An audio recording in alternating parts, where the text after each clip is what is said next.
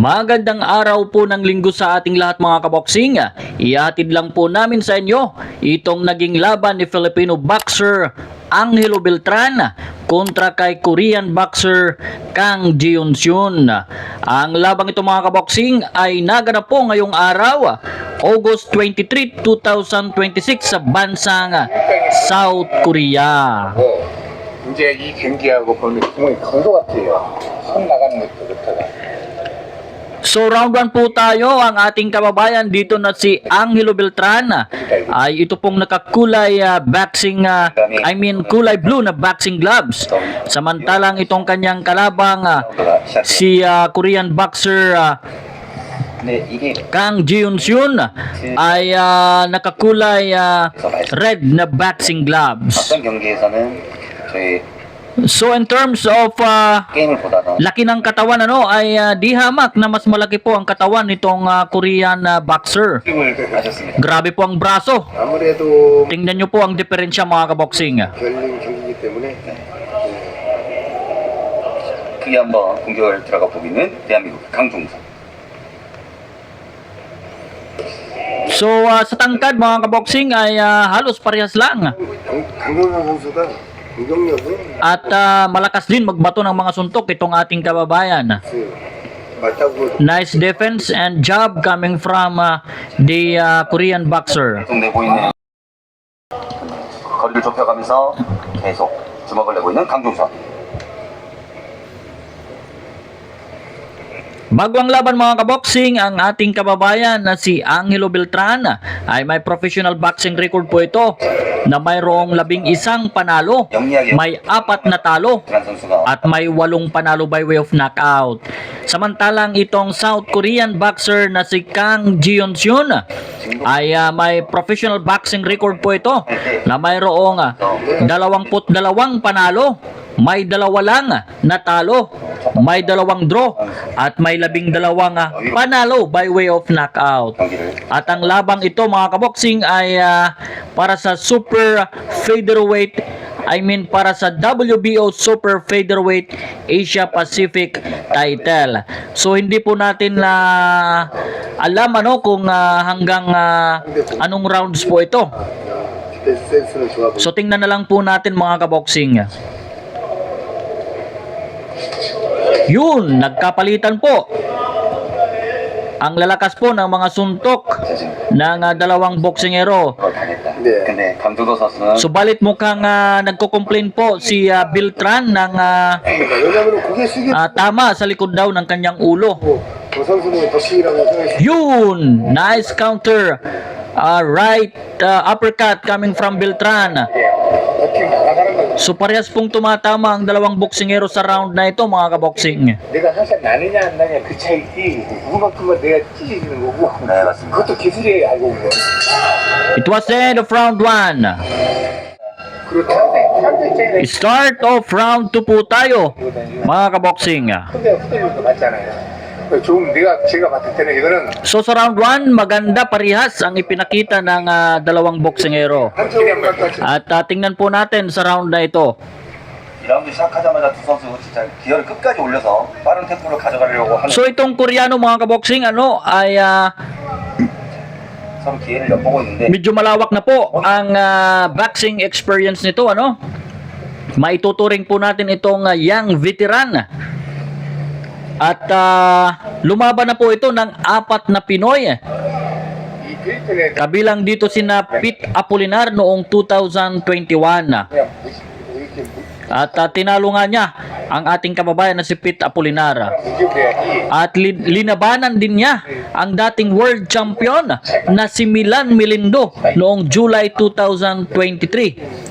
At tinalo niya ang dating world champion na si Melindo via decision. 오히려 끝까지 물고 늘어지는 스타일이네. At lumaban din siya kay Leonard Sarcon. However, tinalo po niya. Tinalo po ni Leonard Sarcon itong Koreanong si Ji-Hyun. 주먹을 내면서 압박하고 있는 강종석. 레프트까지 So masasabi talaga nating malawak ang experience na nitong Korean boxer. At maituturing nga po natin na isa na itong young veteran sa larangan po ng sports na ito. Samantalang itong ating kababayan naman na si Angelo 주먹 노리면은 여기 Beltran 주먹이 아니라 그 다음 주먹 노리면 ay 멈추지 말고 계속 들어가라. 하나만 더 보면은 분명 좋은 파츠 lumaban na rin po ito ng sa abroad, makailang beses na rin ito lumaban. I think sa Australia po ata lumaban na rin po itong si Beltran. At isa sa mga nakalaban niya 김주몽이 ay ang nakalaban ni Janrel Casimero na si Kyonosuke Kamida. Yun, tumama po doon ang ating kababayan. It was a big right hand, subalit may multiple punches po at tinamaan po dito ang ating kababayan sa ulo at sa katawan. Mabuti na lang at naibalik niya agad ang kanyang composure, pero tinatamaan po dito sa katawan at sa ulo at mukhang nayanig na po dito sa round na ito. 구성이 몰아놓고 데미지를 입혀주고 있는 Talagang gumaganti yan ang maganda kay Beltran. Gumaganti po siya, hindi po siya nagpapabaya. 찬스이긴 합니다. So, although tinatamaan ay bumabato pa rin siya ng suntok. 좀 아쉬운 나고 So tinalo nga po siya ni Kamida noon. 네. At 또 다음 라운드에 ang nangyari na ganap po ang kanilang bakbakan ni Kamida noong December 2022 ata, kung di po ako nagkakamali. 구석에 몰아내면서 It 많은 was the end of round 2. 데미지가 팔찌에 돼 있는 거지. 걔가 나온 게 끝나고도 종목이 아니걸요. Start of round 3 po tayo. At sa round 2 po ay mukhang nayanig po at naramdaman ni 초반에 Angelo Beltran ang power nitong kanyang kalabang Korean boxer. 있다라는 말씀이었고요. 네. Nice job coming from both fighters.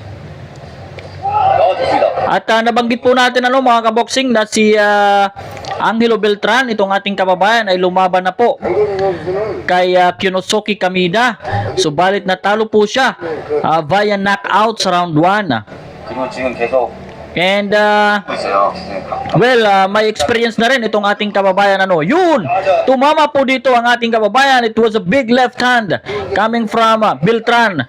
Subalit ito, mabilis po ang ganti ng Korean. 지금도 한 대 맞췄습니다. Talagang bakbakan sila dito. 저돌적으로 압박하고 있는 Ayun! Nako po, biglang parang late reaction po ang pagbagsak ng ating kababayan. 정가운데 빠르게 데뷔 I think sa katawan po ito. Wala na. Knockout po si Angelo Beltran 1라운드 때도 그랬 sa round 3 mga kaboksing. At tingnan natin kung may replay. 맞습니다.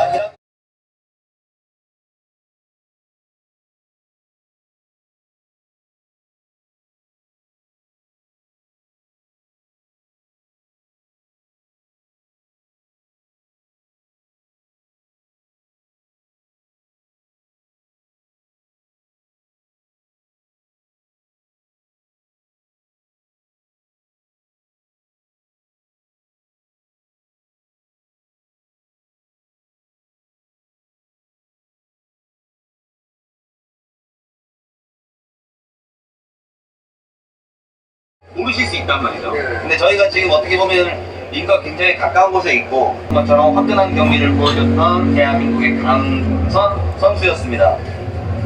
자, 메인 초반에 가져갈 승리를 이끌 수 있다라는 말씀을 했었는데 양 위원님들 말씀처럼 3라운드에 강준호 선수가 So ayun mga kaboksing. At panalo po via knockout sa round 3 itong si Kang Jeon-seon kontra dito sa ating kababayan na si Angelo Beltran.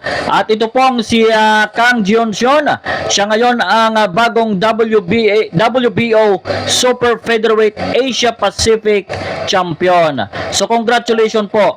And of course, binabati din po naman natin itong ating kababayan na si Angelo Beltran sa kanyang matapang na paglaban, pagsagupa dito sa Koreanong veterano At of course, sana ay makabalik ka kaagad At bounce back po, Beltran. At magbalik ka ng mas malakas at mas magaling. So hanggang dito na lamang tayo mga kaboksing. Para sa mga classic fight at latest boxing updates, mag-subscribe lang po kayo sa Hinirang Esports TV.